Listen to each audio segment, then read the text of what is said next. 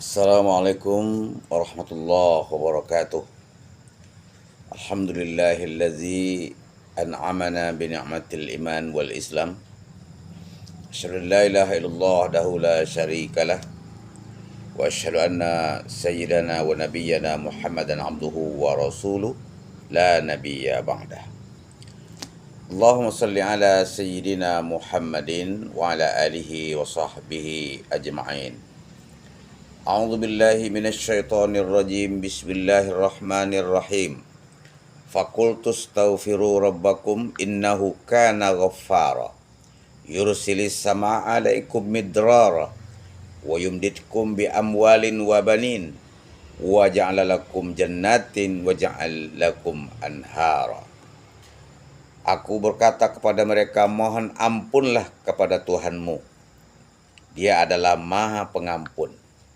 Niscaya Dia akan menurunkan hujan yang lebat dari langit kepadamu, dan Dia memperbanyak harta dan anak-anakmu, dan mengadakan kebun-kebun untukmu, dan mengadakan sungai-sungai untukmu. Kaum muslimin dan muslimat dimanapun berada yang saya muliakan, pada malam ini saya ingin menguraikan pembahasan tentang surah Nuh ayat 10 sampai 12. Ayat ini menceritakan tentang dahsyatnya istighfar.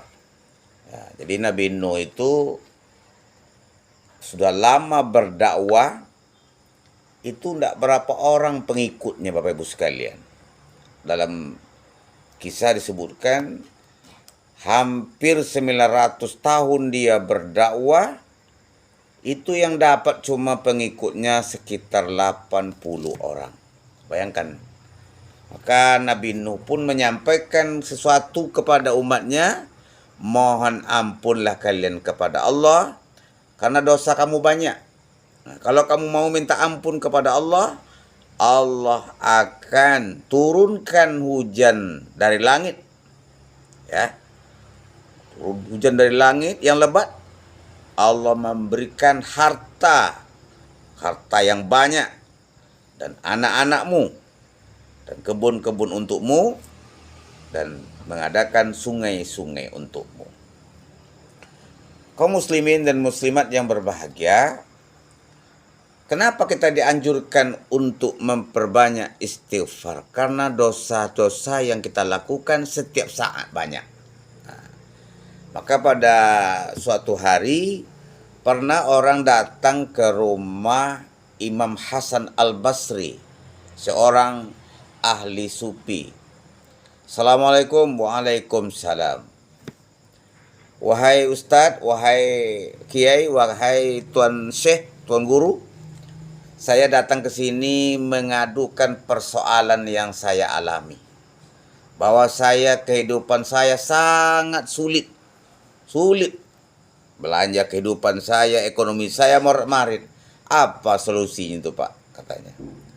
Maka ulama tadi, Syekh Hasan Al-Basri tadi mengatakan, perbanyaklah istighfar, perbanyaklah minta ampun kepada Allah.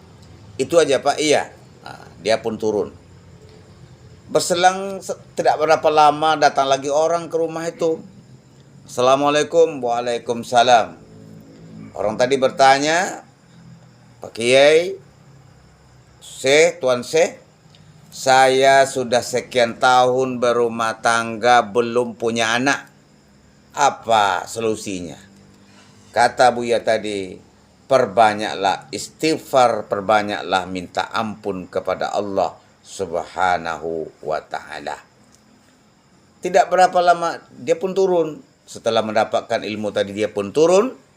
Maka datang lagi orang yang satu lagi dengan pertanyaan yang sama. Assalamualaikum Pak Ustadz. Waalaikumsalam. Saya datang ke sini untuk mengadukan di kampung saya terjadi paceklik. Hujan tidak turun-turun. Apa solusinya? Sang Buya tadi menyampaikan solusinya adalah perbanyaklah istighfar, meminta ampun kepada Allah Subhanahu wa ta'ala.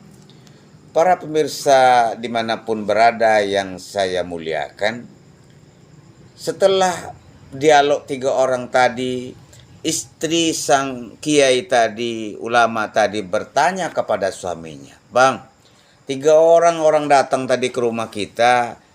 Pertanyaannya, persoalannya berbeda-beda. Kenapa abang hanya jawabnya satu aja?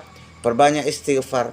Karena itu kata sang suami, karena disitulah petunjuk Allah di dalam surah Nuh ayat 10 itu. Perbanyaklah minta ampun kepada Allah. Nah, kalau bisa minimal 1000 kali dalam satu hari. Itulah kita dianjurkan memperbanyak istighfar kepada Allah. Nah, lebih kurang 1000 kali. Kalau sudah 1000 bisa lagi tambah menjadi 2000 kali. Kata ulama, apabila istighfar tadi sudah ribuan kali yang kita lakukan dengan penuh khusyuk, penuh keyakinan, lihatlah nanti hasilnya sangat luar biasa. Dan itu telah dipraktekkan oleh seorang ulama mazhab namanya Imam Ahmad Ibnu Hambal. Imam Ahmad Ibnu Hambal mau pergi ke suatu tempat di kota Basrah. Dia minta izin kepada suaminya, "Wahai adinda, saya mau pergi ke kota Basrah di Irak." Ya. Maka dia pamit kepada istrinya. "Ngapa bang ke sana?" "Itulah," katanya, "saya tiba-tiba saja pikiran saya itu mau ke kota Basrah itu." Akhirnya dia pun diizinkan oleh istrinya, dia pergilah ke sana. Sampai di kota tadi, dia pun sudah masuk waktu asar, dia pun istirahatlah di masjid itu, ikut sholat berjamaah di masjid itu. Marbot masjid itu tak tahu bahwa yang datang ini adalah seorang ulama besar, Imam Ahmad Ibnu Hambal. Setelah sholat asar, dia pun tidurlah di di masjid itu. Kata marbotnya, "Kamu nggak boleh tidur di sini. Hei orang tua, hai orang kamu nggak boleh tidur di sini. Ini masjid." Diusirlah oleh marbot masjid tadi sang ulama besar Imam Ahmad Ibnu Hambal. Menengok yang situasi seperti itu, terdengarlah oleh seorang tukang roti. Diajaknya lah tuan guru tadi, ulama tadi, "Ayo pak, di rumah saya lah tidur. Di rumah saya lah istirahat." Dibawanya lah dia orang tadi oleh Buya tadi, oleh penjual roti tadi. Sampai di rumahnya, dikasih tempat, dikasih makan, dikasih minum. Dia pun melihat seorang penjual roti tadi, setiap dia memasak kuenya itu, selalu dia membaca istighfar. Masak sedang ngacau-ngacau roti, tepung roti itu, dia baca astagfirullahaladzim, astagfirullah. Tidak pernah berhenti lidahnya itu mengucapkan astagfirullahaladzim. Maka pada waktu itu sang kiai tadi atau ulama Imam Ahmad Ibnu Hambal tadi pun berkata kepada penjual roti, "Wahai penjual roti, saya dari tadi mengamati kamu. Kenapa kamu setiap saat kamu beristighfar kepada Allah? Minta ampun kamu kepada Allah. Tak pernah berhenti lidah kamu beristighfar kepada Allah." Apa kata penjual roti tadi?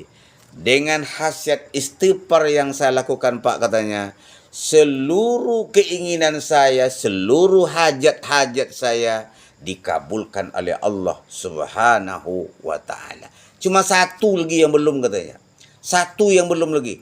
"Apa yang belum itu?"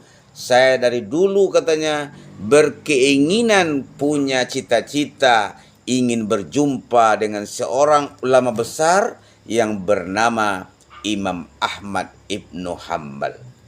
Kata sang Buya tadi, "Inilah saya," katanya. "Sayalah Ahmad, sayalah Imam Ahmad Ibnu Hambal. Karena doamu lah saya diberikan oleh Allah kesempatan berjumpa dengan kamu. Karena istighfarmu lah saya diusir oleh marbot masjid berjumpa dengan kamu, sehingga kamu berjumpa dengan saya seperti apa keinginan kamu." Berjumpalah dia jadinya, bukan main dipeluknya Imam Ahmad Ibnu Hambal tadi oleh tukang roti. Dari dulu katanya sudah bertahun-tahun saya berdoa supaya dipertemukan dengan seorang ulama besar, Imam Ahmad Ibnu Hambal. Bapak Ibu yang saya hormati, begitulah dahsyatnya istighfar, minta ampun kita kepada Allah Subhanahu wa Ta'ala.